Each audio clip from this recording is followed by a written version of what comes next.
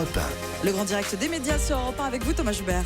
Et ce sont eux aussi des travailleurs de Noël. Julien Arnaud présentera le 20h de TF1 ce soir, juste avant le réveillon. Audrey Crespo-Mara sera sur le pont d'Edmin et tout ce week-end.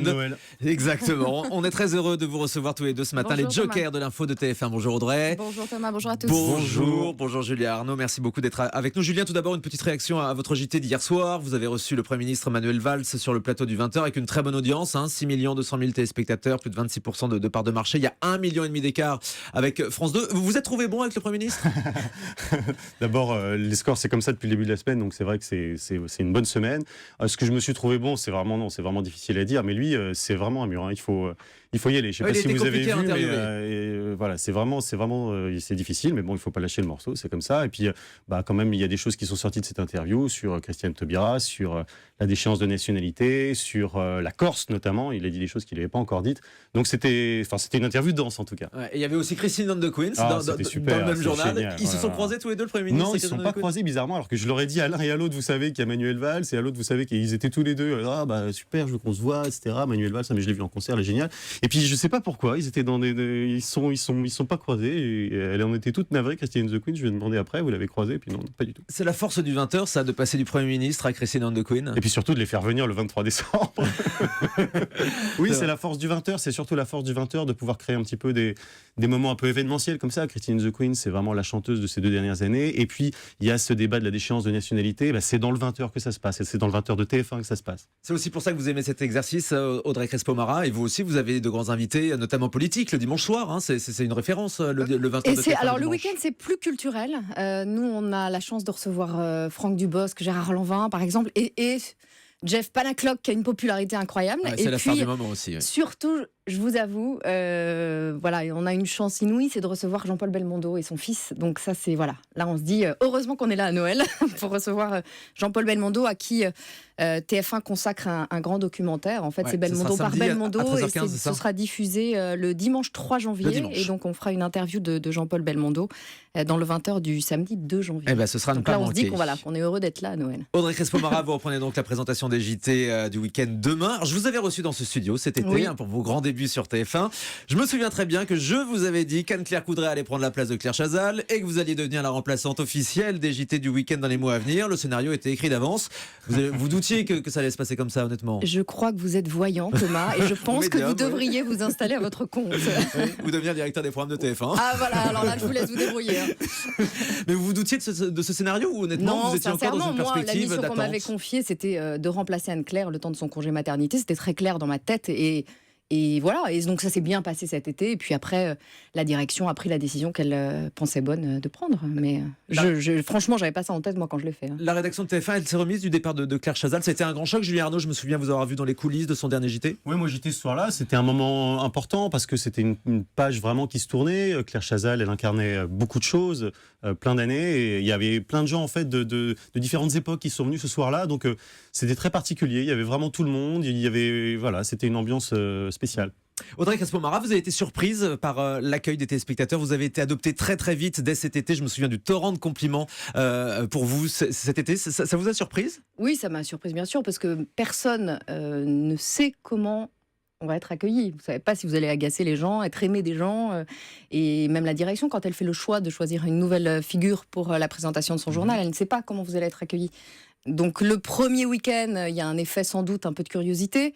Et puis quand les audiences continuent à être très fortes, on se dit que les gens finalement nous ont adoptés, et j'en suis très heureuse, et je suis très heureuse de les retrouver pour les fêtes. Il fallait réussir votre entrée, il fallait réussir ce premier week-end, ce premier JT. On a beaucoup dit, à propos du départ de Claire Chazal, que c'était la fin des présentateurs stars des JT. Est-ce que vous êtes dans cette mouvance, d'ailleurs tous les deux? Vous ne vous considérez pas spécialement comme des vedettes comme l'ont pu l'être avant vous, des PPDA, des Claire Chazal, des Christine O'Krent à l'époque? Je pense que c'est assez générationnel. On est tous des mordus d'infos, des défoncés d'infos, si je puis dire. Et donc, le côté la star, c'est l'info. On a tous été biberonnés à cette culture-là. Et je pense que ça nous correspond tous. Mais ça fait longtemps que ça a commencé. Et Gilles Boulot, c'est le cas aussi. Sur la 2, Laurent Delahousse, David Pujadas, c'est pareil. Donc, je pense que c'est pas vraiment nouveau. Effectivement, les profils sont un petit peu différents. Après, on est tous un peu plus jeunes dans le métier, forcément. Vous savez, la starification, Poivre, avant d'être une énorme star comme ça a pris 20 Elle y 20, revient du jour 25 au lendemain, ans. c'est ça. C'est Oui, très puis, très long. je crois qu'on n'a plus les Audrey. mêmes profils. C'est-à-dire qu'avec Julien, Anne-Claire, Gilles, effectivement, on est tous issus du groupe TF1, de la rédaction, que ce soit d'LCI ou de TF1. On a tous fait nos classes. Moi, par exemple, Julien était là à l'origine d'LCI. Moi, j'étais à la rédaction TF1 au reportage. On est arrivé d'ailleurs avec Anne-Claire en même temps à la rédaction TF1. On a passé des années ensemble. Après, Anne-Claire a pris le chemin du grand reportage, moi celui de l'antenne sur LCI. Là, on se retrouve, j'en suis très heureuse. Mais vous voyez, on a fait plein de choses dans le groupe, du reportage, des interviews, des soirées électorales, des débats. Là, on arrive au journal. Et donc peut-être, oui, qu'on n'a pas cette volonté de devenir des stars de l'info. Alors l'inconvénient quand on est joker, c'est que vous travaillez toujours quand les autres sont en vacances, et je suis bien placé pour vous en parler. Vous arrivez justement à gérer les obligations familiales, c'est pas trop pénible Oui, non, de il rater son suffit de réveillon ce s'organiser. soir, Alors Julien a plus d'expérience que moi dans ce domaine, donc il me donnera peut-être quelques conseils, mais moi je pense que c'est une question en tout cas d'organisation pour moi, pour le premier été et le premier Noël. Oui. Voilà. Fait pas trop la gueule votre mari?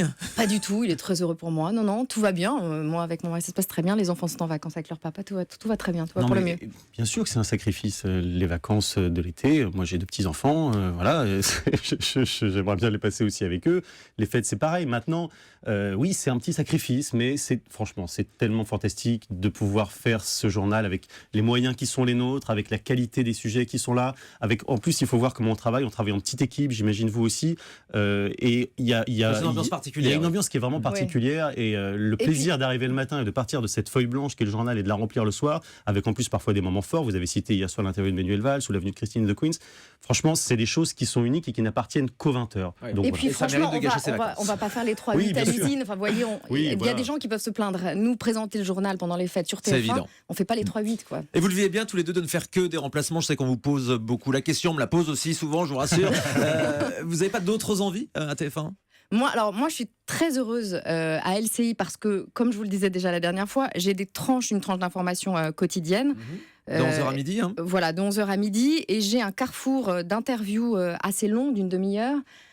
Par exemple, pendant les attentats, j'ai pu interviewer Alain Finkielkraut, Michel Onfray, des philosophes qui nous permettent de prendre de la hauteur sur ce qui se passe, interviewer Jean d'Ormesson pendant une demi-heure. Enfin, vous voyez, c'est une chance, je pense, qu'on peut avoir sur LCI, sur TF1, les interviews, quand bien même, elles sont magiques. Hein. Jean-Paul Belmondo, je ne vous cache pas que je suis très heureuse de le recevoir, mais elles sont mais c'est plus moins courtes. régulier, ça c'est sûr. Voilà. Julien aussi, hein, vous êtes sur LCI, vous sur la tranche 19h-20h. Alors on va parler d'LCI, puisqu'il y a eu une excellente nouvelle pour vous la semaine dernière. Le CSA a enfin autorisé donc l'arrivée de la chaîne d'info sur la TNT gratuite. Ça a été une immense joie, j'imagine, pour tous les deux. Ça a été c'était un moment très très fort, vraiment. Il y avait des larmes. Enfin, il faut un peu raconter peut-être comment ça s'est passé. C'est non Spoilini qui attendait en petit comité dans son bureau le coup de fil du CSA. Et puis quand le coup de fil est arrivé, il y a eu même, enfin voilà, il faut imaginer au 14e étage, à ce moment-là, beaucoup d'émotions, des larmes. Et puis Catherine Nel qui prend tout de suite l'ascenseur pour aller raconter à la rédaction, pour aller dire que c'est le cas. Et tout le monde est tellement fébrile qu'elle passe un coup de fil depuis l'ascenseur et elle dit juste c'est oui, c'est oui. Et donc on entend le Christophe Berg qui était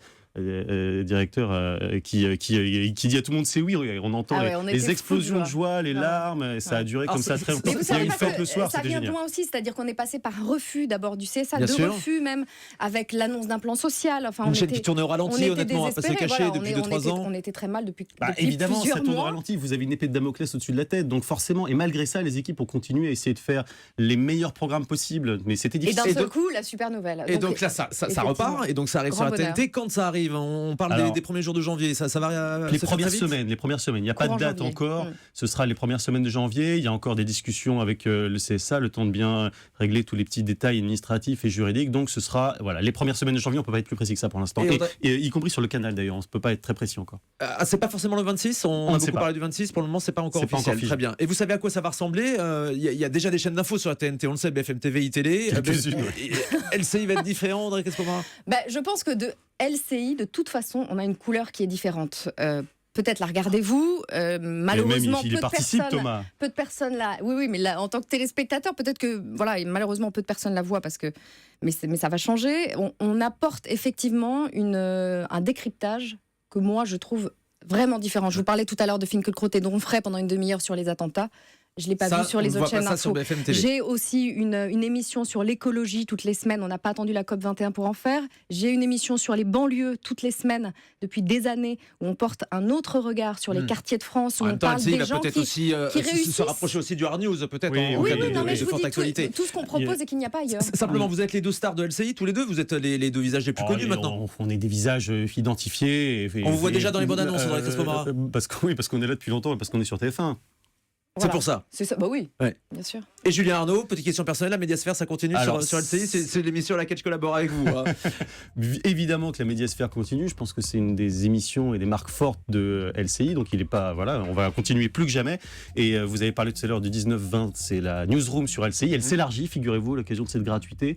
Et je serai en charge du 18h-20h sur LCI tous les jours de la semaine. Voilà, en plus de la Médiasphère donc. Julien Arnaud et Audrey Crespo-Mara, voilà donc d'excellentes nouvelles. Les jokers de l'info de TF1 sont nos invités ce matin sur Europe 1. On va aussi saluer Jacques Legros qui présente le Qu'on embrasse 13h en fort. ce moment et que j'avais reçu déjà cet été. A tout de suite avec Willy Robelli.